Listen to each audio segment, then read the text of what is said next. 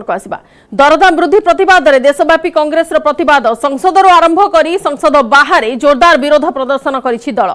संसद भवन बाहर विक्षोभर नेतृत्व नहीं कांग्रेस अध्यक्षा सोनिया गांधी। कांग्रेस सांसद माने बैनर धरी विक्षोभ प्रदर्शन करिसेंति। सेपटे दल पक्षर एक विशाल रैली आयोजन करा जायछि।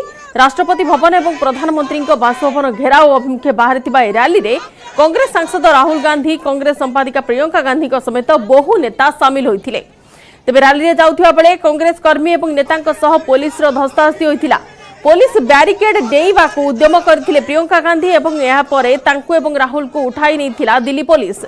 खाली नुआदिल्ली नुहे देशर विभिन्न राज्य रे भी जोरदार आंदोलन जारी।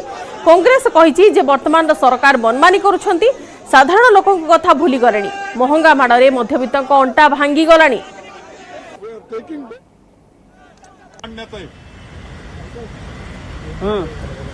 हम शांति से राष्ट्रपति भवन जाना चाह रहे थे।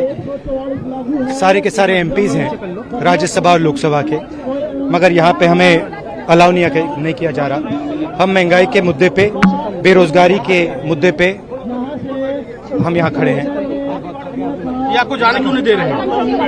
ये आप उनसे पूछिए। वो तो बोलते हैं लोकतंत्र की हत्या हो रही है। It doesn't matter, our job is to resist these forces. Our job is to make sure that Indian democracy is protected. Our job is to raise issues of the people like unemployment and crisis, and we are doing that. आप बोल रहे हैं महंगाई के मुद्दे पे, सरकार बोल रही है कि महंगाई देश में ओके आप लोगों को आगे जाने नहीं दिया जा रहा है, पूरे को बैरिकेड कर दिया गया है। आपको इस पर क्या कहना है सर? नहीं, हम तो यहाँ खड़े हैं, अब क्या करें? पुलिस वाले रोक रहे हैं, हम खड़े हैं। ठीक है। आपके जो एमपी जिनको डिटेन भी किया गया है, हाँ, वो यहाँ पे हम सब आए थे, एक एक करके घसीट के ले गए। इनको लगता है कि जितने भी इनके विपक्ष में जो कुछ कहता है उनको ये दबा सकते हैं, और इनको ये लगता है कि दबाने के बाद, ऐसे अपनी फोर्स दिखाने के बाद हम चुपचाप से समझौता करके बस में बैठ जाएंगे इनके साथ। तो क्यों करें? हम तो एक मकसद से है ना यहाँ। हमारा मकसद यह है कि हम, इनके मंत्री कह रहे हैं इनको महंगाई नहीं दिखती, तो हम पीएम हाउस तक चल के महंगाई दिखाना चाहते हैं, गैस का सिलेंडर दिखाना चाहते हैं जो आज कोई खरीद नहीं सकता है।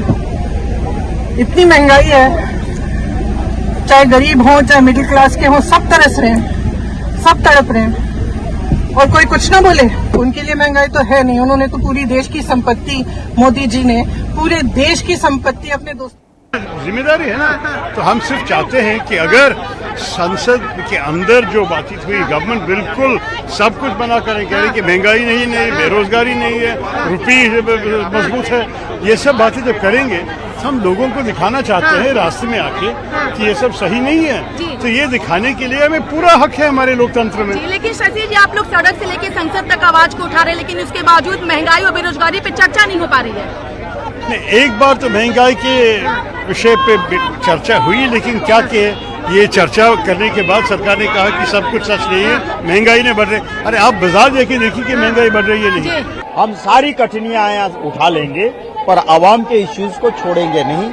आज लोग महंगाई से इतने परेशान हैं, उसके खिलाफ हमारी आवाज लगातार उठती रहेगी।